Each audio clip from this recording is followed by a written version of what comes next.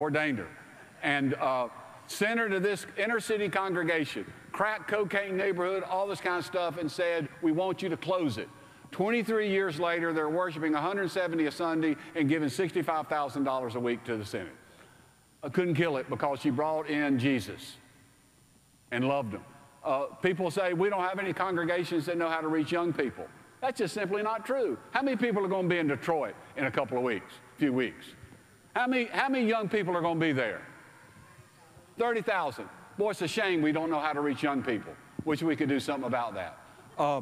So we have all of these people who don't believe it's possible, yet there's congregations all around the country that are doing amazing work for the sake of the kingdom.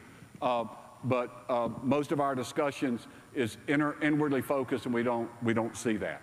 So there's the handout. So where to start? With the right questions. The right questions lead to focus. And the end game is the creation and sustaining of a new congregational culture, because the tomb is empty. Not just another strategy. It's doing 1,000 things over and over again with the same DNA. That's how you create congregational cultural change. Small example, but big. I never started a meeting when I was a pastor, and no meetings got started in our congregation, and I don't have a meeting at Trinity now with faculty, staff, anybody, small task force, cabinet, whatever, without first opening up the scriptures, not doing devotions, but opening up the gospel for the coming Sunday and spending at least a significant amount of time. What is God trying to tell us in this moment? And what does it have to say about the mission to which God has called us?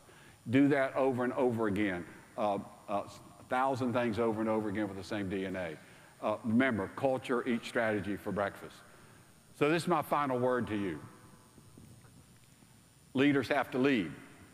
Sorry. God did not call us to religion. God did not call us to be a religious club, to get people to come to church, to save people, to take up causes, to offer programs, to get people involved in church. God did call us to die to self,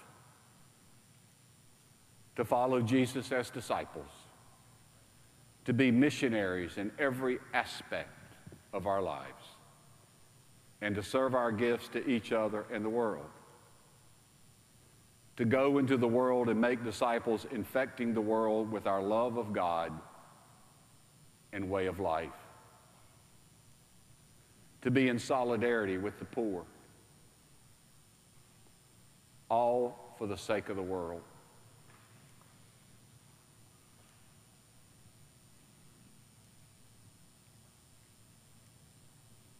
Do I go out?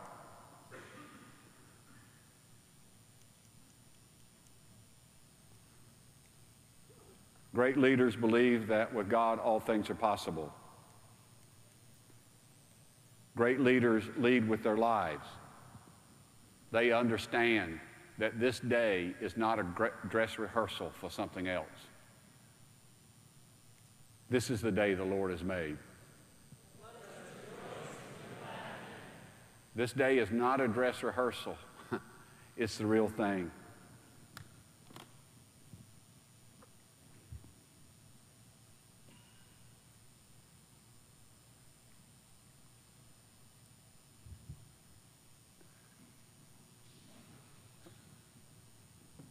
We heard this last night.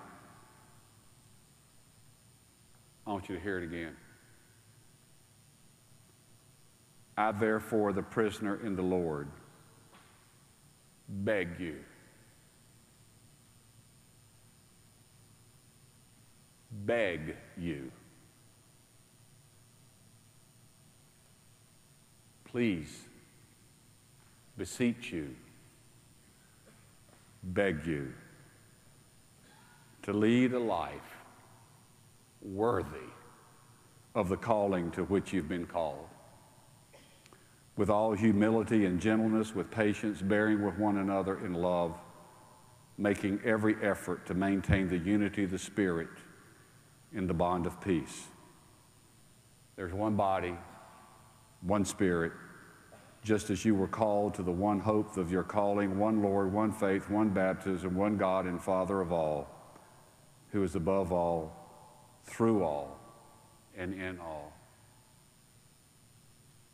I, a president of a little seminary at the corner of College and Main in Bexley, Ohio, people of the Central State Synod, I beg you to lead a life worthy of the calling to which you've been called. Beg you.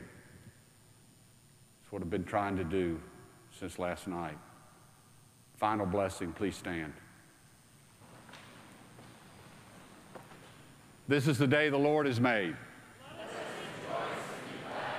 We thank you, O God, for gathering us together for this assembly. You have named, claimed, and called us to be your church. You call us to be leaders.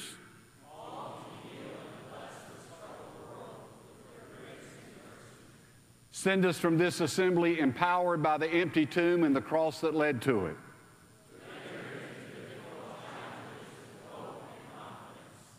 To see what the world cannot see. To work for what the world cannot or will not work. Oh, Jesus, thank you for this time together in this place. Send us now into the world.